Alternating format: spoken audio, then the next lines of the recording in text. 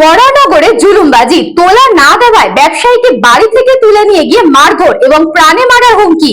অভিযোগ তৃণমূল নেতা শঙ্কর রাউতের দিকে। ভাইরাল মারধরের সিসিটিভি ফুটেজ।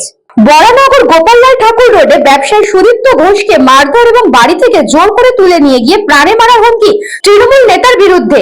সেই ভিডিওই পোস্ট করে শাসক দলকে আক্রমণ করেছেন বিজেপি নেতা সজল ঘোষ। সুদীপ্ত ঘোষের অভিযোগ, শঙ্কর রাউত 1 লক্ষ টাকা তোলা চায় তার কাছে। সেই টাকা না দেওয়ার ব্যবসায়ীকে বাড়িতে ঢুকে মারধর করা হয়, এমনকি ক্লাবেও টেনে নিয়ে যাওয়া হয়। এছাড়াও ক্লাবের সামনে রিভলভারের বাট দিয়ে মারধর করা হয় তাকে। গতকাল রাতে তার বাড়িতে নিজের দলের ছেলেদের পাঠিয়ে জোর করে তুলে নিয়ে যায় বলে অভিযোগ ব্যবসায়ী সুদীপ্ত ঘোষের। এরপরে ব্যবসায়ী সুদীপ্ত ঘোষ লিখিত অভিযোগ দায়ের করেছে বরানগর থানায়। আপনার সাথে কালকে মারধর হয়েছে, সবই তো শুনলেন। এফআইআরটাও করছি, এফআইআর এর কাগজটা পেয়ে যান। আমি এফআইআর এর কাগজটাই লিখিত আছে। আমার গলা ভেঙে গেছে আজকে থেকে, এতটাই আমি। মারধর কে করলো? অর্পণ দত্ত বা অন্যান্য যারা ছিল, আমি তাদের নাম এফআইআর এ দিয়েছি। এতক্ষণ বলেওছি আমার গলা ভেঙে রয়েছে। টাকা দাও, ব্যবসা করছো, টাকা দাও। কিসের ব্যবসা আপনার? আমি ইন্টেরিয়ার ডিজাইনার। হ্যাঁ, আমি একজন ইন্টেরিয়ার ডিজাইনার। উকিলও ওকে যিনি ফ্ল্যাটের ওনার তিনিও ছিলেন, তার মিসেসও ছিল। তেনারা দুজনেই নাকি লয়ার, এবং তার শ্বশুরমশাই নাকি কি চট্টোপাধ্যায়, আমার ঠিক মনে নেই, সন্দীপ চট্টোপাধ্যায়, রাইট, সন্দীপ চট্টোপাধ্যায়। উনি সরকারি পিপি, পাবলিক প্রসিকিউটর বারাসাত কোর্টের থানাকে ওনাকে কিনে রেখে দেন। পিপির নাম বললেই থানার অফিসার আমাকে বাড়ি থেকে যখন তখন তুলে নিয়ে আসতে পারে, সেটাও কালকে বলা হয়েছে ওনাকে। সেগুলোর আমার ফুটেজ আমি কী করে দেবো, ফোন তো কেড়ে নিয়েছে। অভিযোগটা আবার কি? অভিযোগটা যে তৃণমূলের তোলাবাজি, টাকা না দিলে মার, বাড়ি থেকে টেনে নিয়ে এসে তার পকেটে টাকা কেড়ে নেওয়া, তাকে ধরে মারা ধরা, এই আর কে কার বিরুদ্ধে অভিযোগ? শঙ্কর রাউত নাম শুনেছেন? হ্যাঁ, বিরাট সমাজসেবী। সমাজ বিরোধীদের বিরুদ্ধে অভিযোগ থাকবে না তো কি থাকবে? হ্যাঁ, অস্কার থাকবে নাকি ওদের নামে? অপরদিকে শঙ্কর রাউত দাবি করেন মারধরের কোনো ঘটনাই ঘটেনি, আলোচনা করার জন্য তাকে ডাকা হয়েছিল। এছাড়াও তিনি আরো বলেন, ইন্টেরিয়র ডিজাইনার ব্যবসায়ী সুদীপ্ত ঘোষ অনেকের কাছ থেকে টাকা নিয়ে প্রতারণা করেছেন। আইনজীবী দম্পতির ফ্ল্যাটেও ইন্টেরিয়র ডেকোরেশন করেছিলেন এই সুদীপ্ত ঘোষ, সেখানেও টাকা নিয়ে প্রতারণা করা হয়েছে বলে আইনজীবী স্নেহাশিস চট্টোপাধ্যায় জানিয়েছেন। প্রথম কথা, সুদীপ্ত ঘোষ একটা চিটিংবাজ, কোনো ব্যবসায়ী নয়।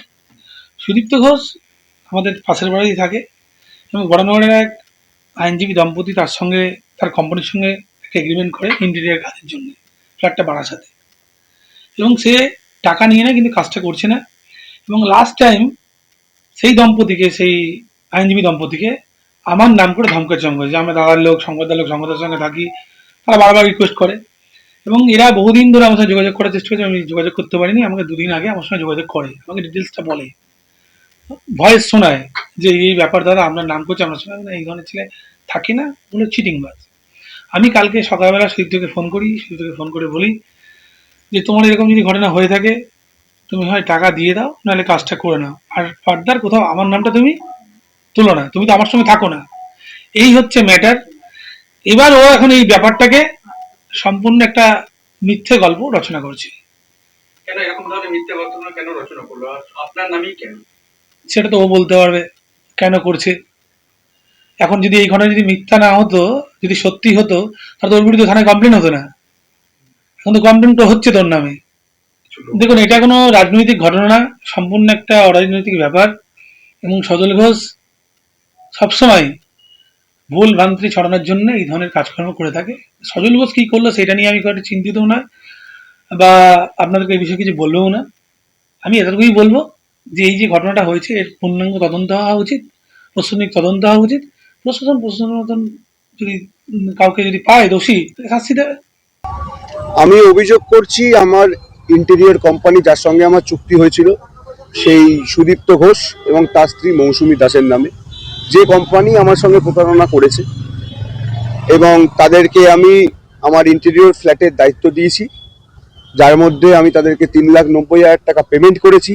যা কন্ট্রাক্ট হয়েছে 4,45,000 কন্ট্রাক্ট হয়েছে, তার মধ্যে 3,90,000 টাকা আমি তাকে পেমেন্ট করেছি, কিন্তু তারা অর্ধেক কাজ করে কোনো কাজটা সম্পূর্ণ করছে না, যে বিরুদ্ধে আমার সম্পূর্ণ অভিযোগটা প্রথম থেকেই সুদীপ্তর নামে, সুদীপ্ত ঘোষ এবং তার বউয়ের নামে। সুদীপ্ত ঘোষ বলছে আপনি নাকি শঙ্করকে বলিয়ে ওকে বাড়ি তুলে নিয়ে। না, শঙ্করদার সঙ্গে যেহেতু ও শঙ্কর নাম করে আমাকে বারবার হুমকি দিচ্ছে যে আপনি যতই বড় অ্যাডভোকেট হন না কেন, আপনি থানা পুলিশ যা খুশি করে নিন, আমার শঙ্করদার হাত আছে, শঙ্করদার নাম করে যখন বলছে, কে বলছে? সুদীপ্ত আমাকে বারবার বলছে, যখন ওকে বলা হচ্ছে যে তুমি ওকে টাকা দিচ্ছি, তুমি কাজটা করছো না কেন, ও বারংবার বলছে আমি শঙ্করদার লোক, আমার শঙ্করদা আমার হাত আছে, শঙ্করদাকে বললেই হবে। যখন শঙ্করবাবুর নাম এসছে তখন আমি বাধ্য হই এই দাদার মাধ্যমে শঙ্করবাবুর কাছে পৌঁছতে। আরেকটা দাদাও আমাকে হেল্প করেছে, মায়েশের যিনি দাদা আছে তমাল চক্রবর্তী, সেই দাদা তো শঙ্করবাবুকে বলে আমার স্নেহাশিসের ব্যাপারটা একটু দেখে দিতে, যে কারণে শঙ্করবাবু ইন্ডিভিজুয়ালি ব্যাপারটাকে দেখার জন্য ওকে ডেকেছিলেন। এবং কালকে যখন উনি এসেছিলেন তখন সম্পূর্ণ ড্রাঙ্ক অবস্থায় ছিলেন, সম্পূর্ণ ড্রাঙ্ক। আমাকে ডাকা হয়েছিল, ওকে পাশে ডাকা হয়েছিল, কথা বলতে পারছে না, এতটা পরিমাণে ড্রাঙ্ক করে রয়েছে। বিজেপি নেতা সমর ঘোষ যখন তৃণমূলের দিকে আঙুল তুলছেন, ঠিক তখনই এই ঘটনায় বরানগরের বিধায়িকা সায়ন্তিকা ব্যানার্জি এই বিষয়ে বলেন, এই পুরো বিষয়টির সাথে রাজনৈতিক কোনো যোগ নেই, যদি কেউ ভুল করে থাকে আইনের পথে চলবে। শঙ্কর রাউতের বিরুদ্ধে কোনো কমপ্লেন হয়েছে বা আপনারা যদি যে ভিডিওটা ভাইরাল হয়েছে সকাল থেকে সেটার কথা বলেন, আমি এখানে শঙ্কর রাউতকে তো দেখিনি কোথাও, প্রথমত। আর দ্বিতীয়ত যে তৃণমূল কংগ্রেসের নেতা বা কর্মী বা সমর্থক তো সব জায়গাতেই আছে। তো এটা এই যে বিষয়টা নিয়ে আপনারা কথা বলছেন, এইটার সাথে রাজনৈতিক কোনো কানেকশন নেই, দলের এর সাথে এই ঘটনার সাথে কোনো কানেকশন নেই। পুলিশ প্রশাসন দেখছে বিষয়টা, এবং যদি পুলিশ প্রশাসনের মনে হয় কোথাও ভুল আছে, কিছু আছে, সেই অনুযায়ী পুলিশ প্রশাসন তার অ্যাকশন নেবে, সেখানে কোনো অসুবিধা নেই। কিন্তু আমার মনে হয় যে কোনো জিনিস যাই ঘটলো সেটাতেই পলিটিসাইজ করার কোনো প্রয়োজন নেই বলে মনে হয়। এখন জনপ্রতিনিধিদের বা আমাদের সকলকেই আমাদের মানুষের পাশে দাঁড়ানোর সময়, যেখানে ভোটার লিস্টে সবার নাম বাদ দিয়ে দেওয়া হচ্ছে, SIR করে সবাইকে চক্রান্ত করে ভোটার লিস্ট থেকে নাম কেটে দেওয়ার একটা বিষয় হচ্ছে রাজনৈতিক উদ্দেশ্য প্রণোদিত ভাবে। এখন আমাদের কাজ সেইটাই, এখন এইসবের আমাদের সময় নয়। আর একটা ইনসিডেন্ট যেটা ঘটেছে, যেটা it has nothing to do with Trinamool Congress or politics. তো সবকিছুতে একটা রাজনৈতিক রং যারা লাগান, তাদের মনে হয় এখন অন্য বিধানসভাতে উকি ঝুঁকি না মেরে নিজের এলাকার মানুষের ভোটার লিস্টে নামগুলো ঠিক মতো উঠেছে কিনা সেটা দেখা। এটা উনি কি বলছেন এটা আমার লুক আউট না, আমাকে সেটা নিয়ে কোনো মাথা ব্যথাও নেই।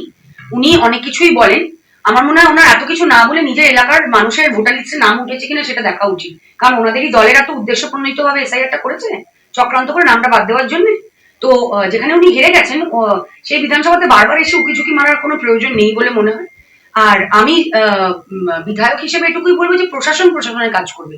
যদি এখানে কেউ দোষী হয়, সে প্রশাসনিক অনুযায়ী যে স্টেপ নেওয়ার সেটা প্রশাসন নেবে, সেখানে আমাদের কোনো ইন্টারফিয়ারেন্স নেই।